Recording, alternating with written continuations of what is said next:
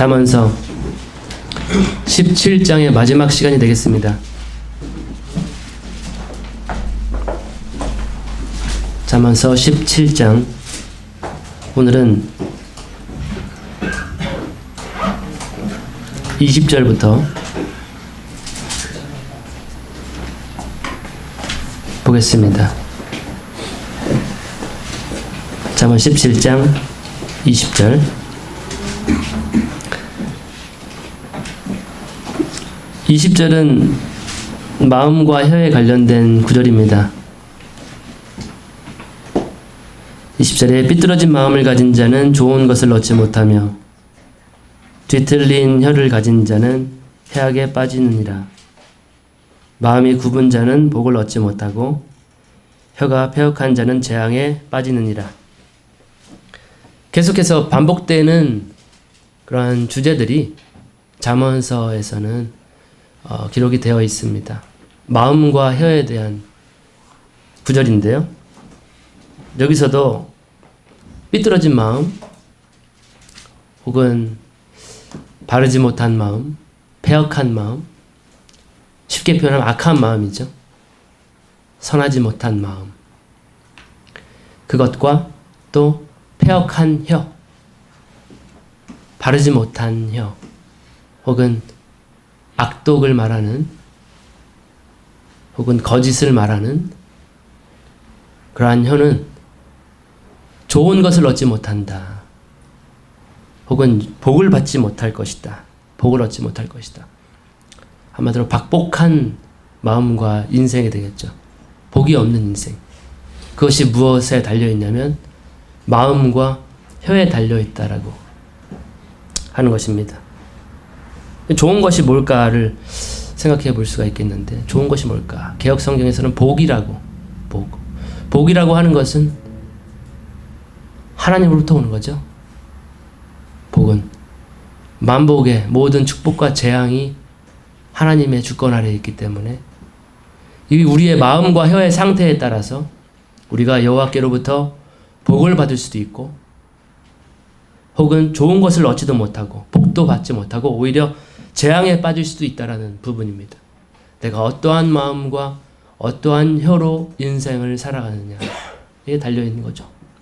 박복한 인생은 마음과 혀가 악독한, 하나님께서 원하지 않는 그런 마음과 혀를 가지고 있는 것이고, 하나님으로부터 좋은 것을 받고 모든 좋은 것들을 받고 복을 받고 재앙에 빠지지 않는 인생, 그것은 선한 마음, 바른 마음, 그 다음에 바른 혀.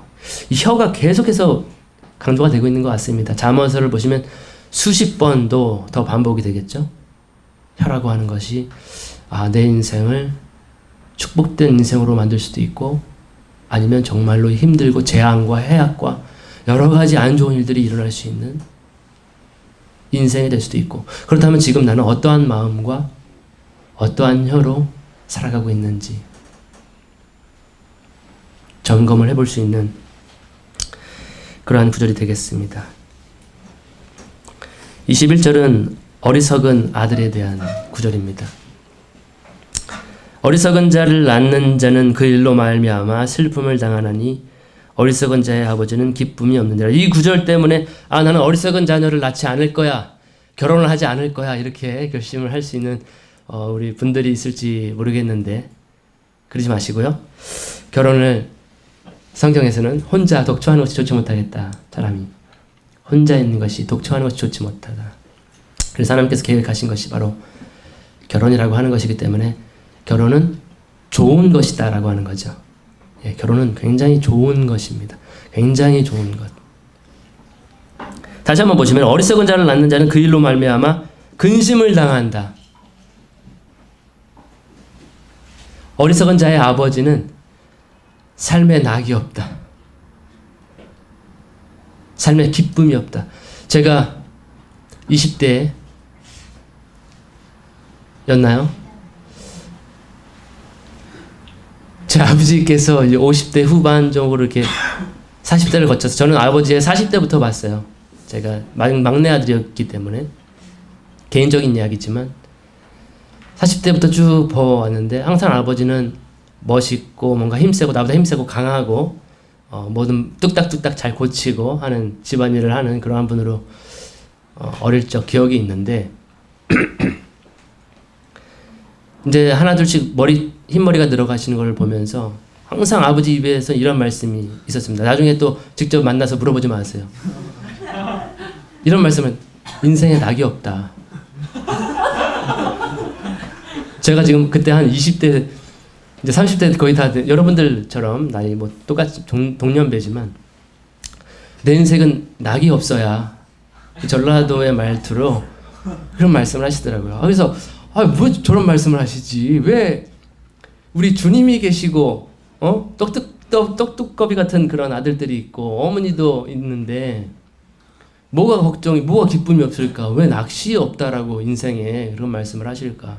근데 얼마나 이 마음속에 그러한 것이 정말로 기쁨이 없고 했으면은 그러한 말들이 한숨처럼 항상 반복이 되었는지 모르겠어요. 근데 우리나라 중년을 넘어가서 자식을 두신 분들의 마음이 거의 다 그러지 않을까 저는 생각이 듭니다. 왜냐하면 책임은 많고 인생은 힘은 없고 이제 늙어지고 사회에서도 점점 물러날 때가 됐고 모든 능력들이 사라지고 그러한 가운데에서 기쁨이 없는 근데 여기 21절에서는 어리석은 아들을 둔 사람은 인생에 낙이 없다라고 근심과 슬픔이 충만하다고 제가 어리석은 자녀는 아니었는가 그때 당시 내가 아버지의 기쁨이 되지 못했었구나 라고 하는 오히려 내가 부담만 드리는 건가 내 인생이 아버지께 더 짐을 드린 건가 근데 누구의 책임일까요? 어리석은 자녀를 낳은 아버지는 기쁨이 없다라고 하는데 누구의 책임일까? 아버지의 책임일까? 아니면 아들의 책임일까? 누구의 책임일까요? 어리석은 자녀를 두는 것. 누구의 책임일까요? 답을 혹시 아시는 분 계신가요? 자기 책임? 아들의 책임이다라고 우리 한 청년께서는 말씀하셨는데 제가 봤을 때는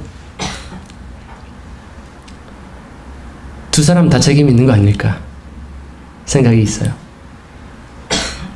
우리가 자식을 잘 훈계하고 양육하고 훈육하지 못했을 때 아무리 좋은 아버지라 할지라도 엇나간 아들이 있기 마련이겠죠. 또 아들은 아버지가 열심히 훈계하고 했지만 그 아들 자체가 탕자와 같은 아이들이 있어가지고 아버지의 마음을 아프게 해드리고 모든 인생을 망치는 그런 아들이 있을 수 있겠죠. 그래서 저는 두 사람 다의 책임이라고 저는 생각이 들고 성경에서는 그런 두 가지 다를 말하는 것 같아요. 어떤 구절에서는 범죄하는 그 영혼이 죽을 것이다. 아비의 죄악을 아들이 담당하지 않을 것이며 아들의 죄악을 아버지가 담당하지 않을 것이다. 에스겔서 선지자는 그렇게 얘기를 했었고 또 어떤 구절에서는 요한복음인가요? 9장으로 알고 있는데 날 때부터 소경으로 태어난 사람이 있었습니다. 제자들이 물었습니다. 저 사람이 저렇게 태어난 것은 저 사람이 저런 인생을 사는 것은 아버지가 죄를 지었습니까? 아니면 어머니가 죄를 지은 것입니까? 아니면 그 사람이 죄를 지었기 때문에 날 때부터 저 모양으로 태어난 것입니까? 그랬더니 예수님은 그 사람의 아버지도 죄를 지어서 그런 것이 아니고 그 사람 스스로도 죄를 범해서 저렇게 소경으로 태어난 것이 아니다라고 예수님께서는 답을 해주셨어요. 둘의 책임이 아닐 수가 있는 부분이죠. 하나님의 계획이 있었다는 것이죠. 그래서 예수님은 하나님의 영광을 나타내기 위해서 저 사람은 날 때부터 소경으로 태어난 것이다. 아버지의 책임이 아닐 수도 있고 아들의 책임이 아닐 수도 있는 부분이죠. 그래서 우리가 이 구절을 어리석은 아들을 두면 안 되는데 결혼을 하지 말까? 이건 아니고 어리석은 아들이 아닌 지혜로운 아들을 두기 위해서 내가 뭘 해야 될까? 이 관점으로 해서 아버지가 된다고 한다면 그 자식들에게 철저하게 하나님의 말씀을 가르치는 것, 하나님의 지혜를 가르치는 것. 그랬을 때 아들은 지혜로운 아들이 될 수가 있겠고 또 아들의 입장에서는 내 부모를 공경하라, 부모를 순종하라 그 말씀대로 아버지가 가르친 모든 하나님의 지혜를 버리지 않고 어리석게 버리지 않고 그 지혜대로 순종하면서 살아가는 것이 이 두 사람의 책임이 아닌가. 그러함에도 불구하고 뭔가 문제가 잘못되었다라고 한다면 그거는 하나님께서 뭔가 계획이 있으신 것이라는 것을 우리는 성경을 통해서 알 수 있는 부분이 아닌가. 그래서 어리석은 자식을 두지 않는 것이 지혜다. 그 사람은 기쁨이 없기 때문에 지혜로운 아들을 둬야 된다라고 하는 것이 21절의 내용이었고요. 우리가 부자 관계를 가장 먼저 배울 수 있는 완벽한 부자 관계. 우리 부자 관계는 사실은 다 모두 조금씩 깨어졌잖아요. 저도 아들로서 온당하게 못한 부분이 많이 있고 우리 아버지도 실수가 있었을 것이고, 근데 완벽한 모델이 있잖아요. 바로 우리 하나님 아버지께서, 하나님 아버지와 하나님 아들께서 두 분이 가지고 있는 그 관계에서는 너무나도 완벽한 관계죠. 정말로 지혜로운 아들, 사랑하는 아들, 기쁨이 저에게 있는 아들을 하나님 아버지께서는 주셨고, 예수님께서는 항상 말씀하시는 것이 내가 보고 들은 것을 너희에게 전하는 것이다. 아버지께 받은 것을, 배운 것을 그대로 그의 인생을 살아갔다는 것이죠. 예수님은 죽기까지 순종했다는 것이죠. 그 관계에서 완전한 아들과 완전한 아버지의 관계가, 기쁨을 누리는 관계가, 사랑을 누리는 관계가 우리에게 모델로서 전달되고 있다라고 하는 부분이 되겠습니다. 22절은 마음과 우리의 영의 상태가 우리 육체에 끼치는 그 영향에 대해서 설명을 해주고 있습니다. 참으로 재밌는 것은 우리 마음의 상태가, 우리의 영의 상태가 우리 육체에 영향을 준다라고 하는 것. 22절에 즐거운 마음은 약같이 좋으나 상한 영은 뼈를 말리느니라. 혹은 다른 번역에서는 양약이다. 즐거운 마음은, 기쁜 마음은 양약과 좋은 약이다. 하지만 상한 영은 뼈를 말리게 한 그러한 독과 같은 그러한 육체에 영향을 준다. 현대인들의 병이라고 한다면 바로 마음의 병이라고 이야기를 하죠. 많은 사람, 어떤 성인병이나 이런 여러 가지 질병 가운데에서는 스트레스가 주된 원인이라고 이야기를 합니다. 그만큼 세상이 좋아지고 발전되고 하면서 인간은 더 좋은 삶을 사는 것이 아니라 더 많은 스트레스, 더 많은 고통 속에서 살아가고 있는 것이 아닌가. 옛날에는 해보고 달보고 산보고 과일 따먹고 귤 까먹고 이렇게 물에서 물장구 치고 고기 잡아먹고 얼마나 마음이 편해요. 근데 현대인은 각박한 이 매연 속에서 하루하루를 살아가고 매일 반복된 일상 속에서 다람쥐 쳇바퀴 같은 그런 인생을 살아가는 가운데 일어나는 육체 질병들이 있는 것을 우리가 볼 수가 있는데요. 그래서 건강한 육체의 삶의 중요한 요인이 이 구절에서는 즐거운 마음이라는 거죠. 즐거운 마음과 즐거운 영을 가진 것. 그것이 건강한 육체의 비결이 된다. 건강한 삶의 지혜가 된다라고 하는 부분입니다. 근데 한번 생각을 해보세요. 우리가 항상 이 기쁜 마음을 가질 수가 있을까? 항상 즐거워서 하하호호 이래도 허허 이래도 싱글벙글 할 수 있는가? 지금 여기 앉아 계신 분 중에서 얼마나 기쁜 마음을 가지고 살고 있습니까? 우리 저기 앉아 계신 형제님은 항상 한숨을 푹푹 쉬고 계신데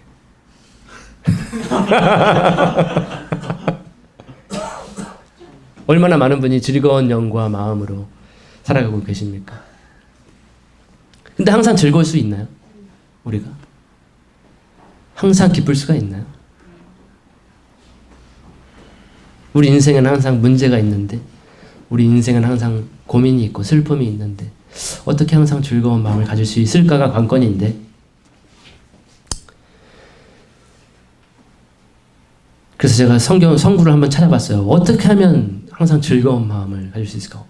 여러분들 데살로니가 전서 5장에 나와 있는 항상 기뻐하라, 범사에 감사하라, 쉬지 말고 기도하라. 그러면 기쁜 마음으로 살 수 있을 것 같습니다. 그 하나의 권고고 명령이기 때문에 항상 기뻐하는 거죠. 어떠한 일이 일어나든지 범사에 감사하는 것. 그런 것도 하나의 방법이 되지 않을까 생각이 됩니다. 또 어떠한 구절이 있을까를 생각해 봤는데 제가 준비한 그 성구는 요한복음 15장인데요. 같이 한번 잠깐 보시고 이야기를 계속 해 나가겠습니다. 어떻게 하면 기쁨이 충만한 삶을 살 수 있을까? 여기 지금 우리 가운데 기쁨이 없이 항상 뭔가 우울하고 정말 슬프다. 그래서 육체에 점점 뼈를 말리고 있는 그러한 고통 가운데 있는 형제분, 자매님들이 계시다면 이 구절이 참 도움이 되지 않을까. 도움이 되는 마음으로 준비를 해봤습니다. 요한복음 15장 10절부터 제가 한번 읽어보겠습니다.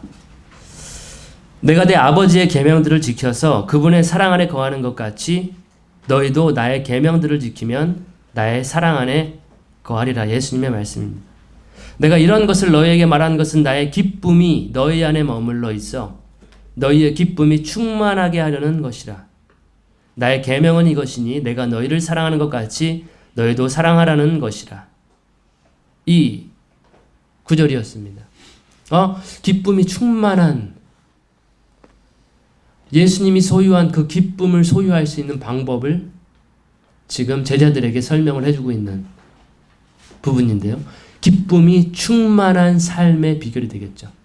예수님께서 하나님 아버지와 이 부자 관계에서 어떻게 해서 자신의 기쁨을 충만한 삶을 살고 있는지를 제자들에게 설명을 하시면서 너희들도 이와 같이 내가 아버지의 사랑 안에 거하면서 기쁨을 누리는 것처럼 너희들도 내 계명 안에 거하면, 내 사랑 안에 거하면 너희들도 내 그 기쁨이 너희 안에 있어서 기쁨이 충만한 인생이 될 거야. 비결은 뭐죠? 여기서 지금 말하고 있는 비결은 15장 10절에서 12절 뭐죠? 예, 맞습니다. 계명 안에 거하는 것입니다. 예수님의 계명 안에, 예수님의 사랑 안에 거하면 예수님의 기쁨이 내 안에 거하게 되는 것이고 기쁨이 충만한 삶을 살 수 있게 되는 것. 그렇다면 우리가 세상에서는 기쁜 일, 슬픈 일 항상 있을 수밖에 없어요. 우리 인생은 그것의 연속인데 어떻게 하면 기쁨이 충만한 삶을 살 수 있을까? 즐거운 마음과 즐거운 영으로 우리 건강한 육체를 가지고 살 수 있을까? 그것은 바로 예수님의 계명 안에 거함으로 인해서 그분의 사랑 가운데 거하는 것이라는 것입니다. 우리가 예수님의 계명 가운데, 예수님의 말씀 가운데 거하지 않고 있다면 우리는 기쁨을 점점 예수님의 사랑 가운데 거하고 있지 않는다면 우리의 기쁨은 점점 사라지고 있는 것이 아닐까. 그렇게 생각을 해볼 수 있는 그러한 구절이 되겠습니다. 그래서 비결은 뭐냐면 예수님의 말씀대로 사랑하는 겁니다. 서로 사랑하는 것. 누군가를 사랑하지 못하고 있을 때에 우리는 예수님의 말씀 밖에 있는 것이에요. 예수님의 계명 밖에 있기 때문에 우리는 충만한 기쁨의 삶을 누릴 수가 없는 것입니다. 옆에 한번 형제님들, 자매님들 얼굴을 한번 보세요. 내가 저 사람을 사랑하고 있는가? 내가 저 사람과 기쁨의 관계를 누리고 있는가? 혹시 미워하고 있는 사람은 없는가? 나하고 껄끄러운 관계가 있는 사람은 없는가? 그렇다면 없어요? 예. 예, 없어요? 알겠어. 그러면 예수님의 계명 안에 거하는 삶이 되는 것이고 예수님의 사랑 가운데 있기 때문에 예수님의 기쁨이 우리 가운데 충만하게 넘쳐나는 그러한 기쁨이 넘치는 삶이 되지 않을까 생각이 듭니다. 23절은 뇌물수수에 대한 구절입니다. 지금 우리나라 현 상태를 나타내주고 있는 그러한 주제이기도 한데요. 뇌물수수, 뇌물에 관련된 것인데요. 23절에 사악한 자는 재판의 길들을 굽게 하려고 품에서 뇌물을 취하느니라. 사악한 사람은 뇌물을 취한다라고, 뒤에서 찔러주는 그 돈을 받는다라고 하는 것인데, 돈은 정말로 힘이 셉니다. 돈은 정말로 강력한 힘을 가지고 있어요. 사람의 마음을 뒤흔들 수 있는 것이 바로 돈이 아닌가. 물질이 아닌가. 얼마나 강한지 정말로 많은 사람들이 이 물질에 넘어집니다. 돈에 넘어져요.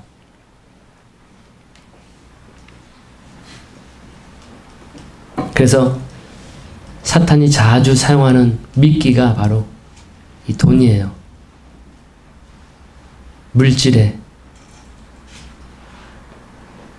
그 욕구를 미끼로 사용합니다.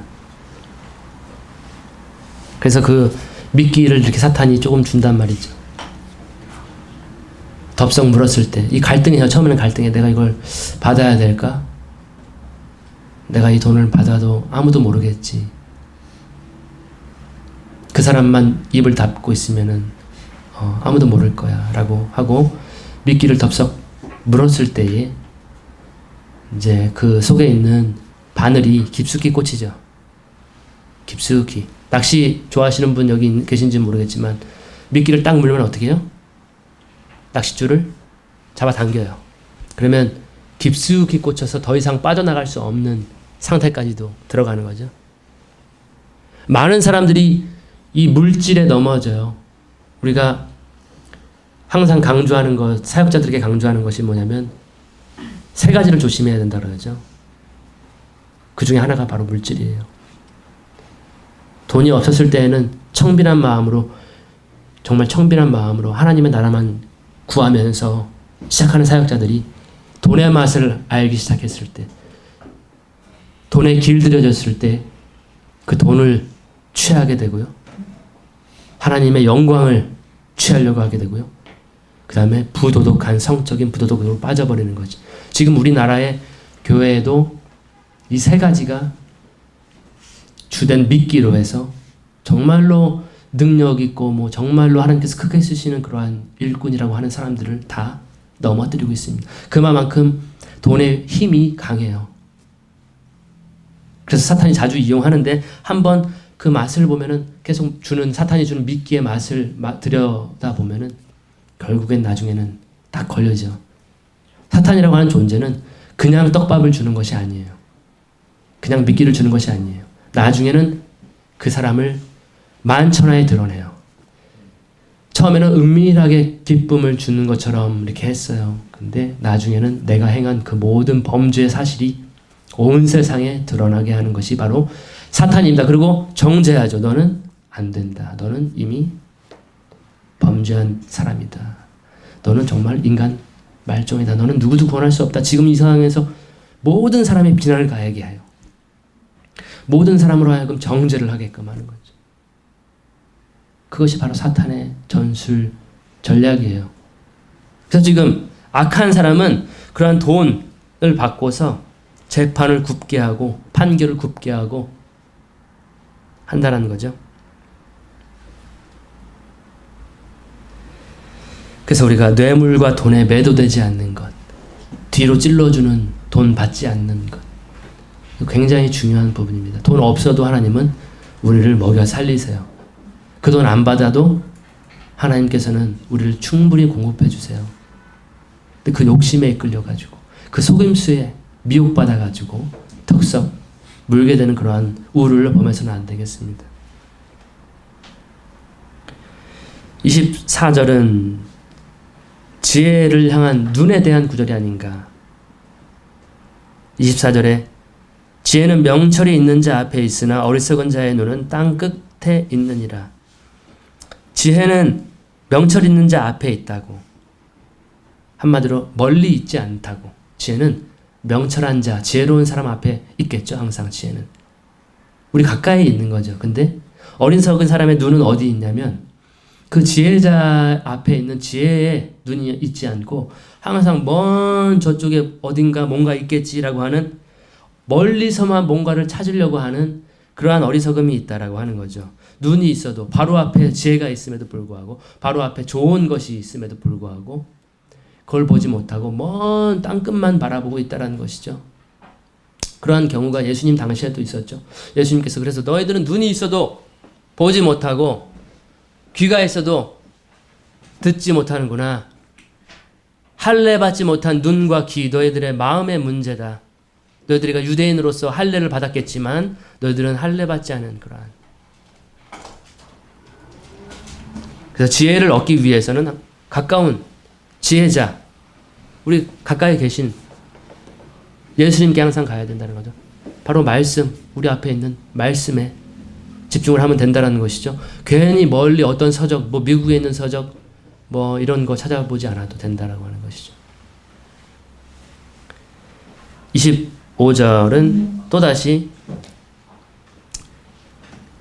근심의 아들에 대한 내용입니다. 어리석은 아들은 그의 아버지에게 근심이 되며 그를 낳은 여인에게 쓰라림이 되느니라. 아들이 지혜롭게 인생을 살면은 부모님의 마음은 항상 기뻐요.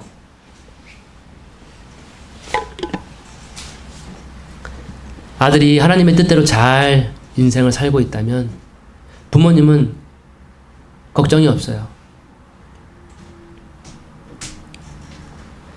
근데 어리석은 인생을 산다라고 해봅시다. 한번. 저도 지금 아이가 자라고 있는데 저도 이 아이가 기쁨의 아이가 될지 순종의 아이가 될지 아직은 잘 모르잖아요. 태명은 기쁨인데 지금까지는 기쁨을 많이 준 것 같아요. 별로 한 거 없어요. 저는 그냥 존재 자체만으로도 기뻐요.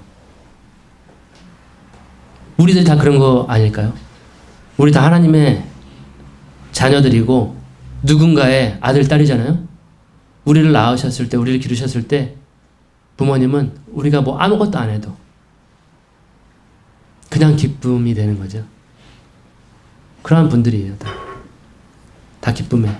근데 아니나 다를까 자라면서 이상한 행동을 많이 하네. 내가 원치 않은 행동들을 하고 내 말에 순종도 하지 않고 자기 고집대로 자기 마음대로 자기 좋은 것만 계속 내 말에 하나님의 지혜에 하나님의 말씀에 순종하지도 않는. 그랬을 때 아버지의 근심이 된다. 그런 아들은 아버지의 근심이 되고 그를 낳은 여인에게 쓰라림을 주는 고통을 주게 된다. 참 이게 누구의 책임일까? 제가 말씀드렸지만 아버지의 책임일까? 아니면 아들의 책임일까? 우리는 단지 우리가 가지고 있는 책임을 잘 일수할 필요가 있는 거예요. 맞죠? 성경은 뭐라고 말하냐면 부모를 공경하라라고 아들들에게 항상 그게 제 5계명으로 전달되고 있는 것입니다. 부모님의 말씀에 순종해라. 부모님의 가르침에 경청해라. 부모님이 전달하는 지혜에 귀를 기울여라. 아들의 책임이 큰 거죠. 부모님은 모든 것을 다 주고 싶어 하는 것이 부모님의 마음이라고 합니다. 자식들에게 뭐 주는 거 하나도 안 아깝대요. 하나도 안 아깝대요. 모든 대부분 일반적인 부모님들의 마음이래요. 그게. 부모가 되지 않으면 그 마음은 이해할 수 없을 거예요. 우리가 뭘 달라고 했을 때 다 주고 싶은 것이 부모님의 마음이죠. 그런데도 우리는 부모님께 그 마음을 헤아리지 못하고 항상 근심만 들이내지 않는가. 내 마음대로만 살고 싶고 내 원하는 대로만 살고 싶지 않은가. 그 부모님의 작은 소원 하나 이루어지지 못하는, 그 마음 하나 편안하게 해드리지 못하는 인생을 살고 있지는 않는가.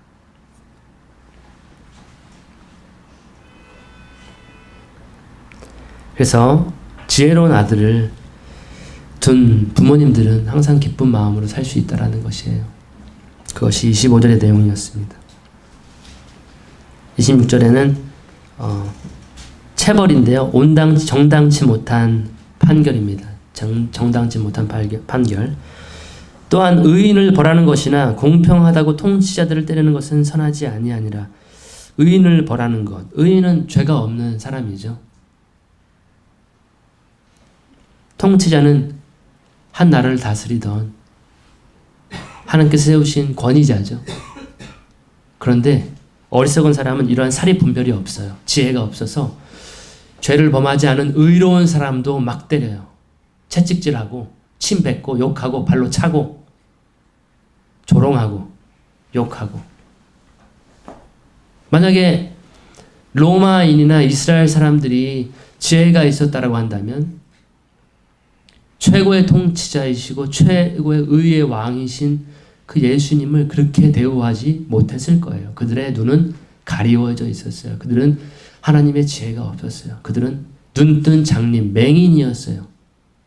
그러했기 때문에 그 의로우신 예수님께 체벌을 가하고 채찍질을 했던 거죠. 그리고 그 최고의 통치자이신 예수님을 그렇게 함부로 대할 수 있었던 것입니다. 지혜가 없으면 우리도 그렇게 된다는 것이에요. 하나님의 지혜가 없다면 하나님이 오셨음에도 불구하고 의인인 사람을 마구 때릴 수 있어요. 착한 사람을. 지혜가 필요하다. 27절은 말에 대한 이야기입니다. 지식이 있는 자는 말들을 아끼며 명철한 자는 뛰어난 영을 지녔느니라. 28절에 같은 맥락입니다. 어리석은 자라도 잠잠하면 지혜로운 자로 여겨지고 자기 입술을 닫는 자는 명철한 자로 여겨지느니라.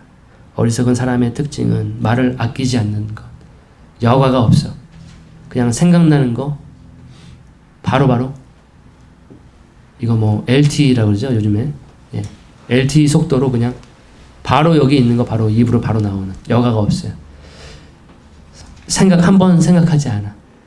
그냥 있는 말 없는 말, 할 말 못할 말, 가리지 않고 사리 분별되지 않는 그러한 어리석은 말들을 마구 쏟아낸다는 것입니다. 그리고 자기가 하는 말이 어리석고 누추하고 희롱하는 말, 음담패설인지도 모르고 계속해서 그러한 말들을 하는 것이죠. 지혜가 없기 때문에. 반면에 지혜로운 사람은 말을 아낀다. 잠잠하게 있는다. 그 사람이 뛰어난 영을 가지고 있는 사람이다.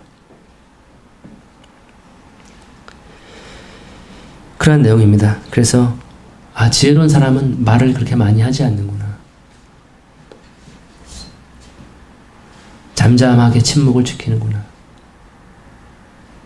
예수님도 그러했던 것 같아요. 잠잠한 어린 양과 같이 정의로운 어떠한 판결을 요구할 수도 있는 분이 무죄하기 때문에, 죄가 없기 때문에, 그러나 잠잠하게 말을 아끼셨던. 오늘의 다 봤습니다. 오늘 이 구절, 우리가 살펴볼 구절을 봤는데, 제목은 뭐로 제가 붙였냐면, 어리석은 아들이 되지 않는 방법입니다. 어리석은 아들, 부모님께 기쁨이 되는 아들. 그래서 정리를 해보면 20절 보시면은 어떻게 하면 우리가 어리석은 아들이 되지 않을까. 20절의 첫 번째로는 악한 마음과 혀를 버리는 것입니다. 마음이 다시 바뀌어야 돼요. 새로운 마음으로 바뀌어야 돼요. 이 마음이 처음부터 바뀌어야 돼요.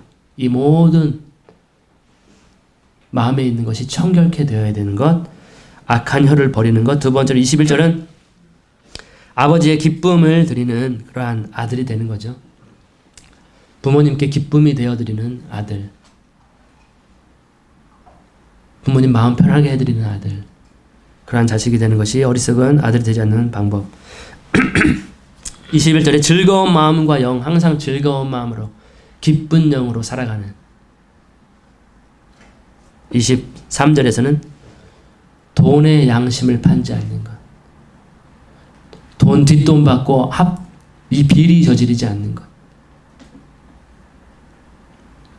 판결을 굽게 하지 않는 것. 24절은 지혜를 가까이 하는 것, 지혜자를 가까이 하는 것, 하나님의 말씀을 가까이 하는 것, 하나님의 지혜를 항상 가까이 하는 것. 25절에 부모님의 근심을 끼쳐드리지 않는 것. 부모님 마음 항상 편하게 해드리는 것. 26절에 의인을 벌하지 않는 것.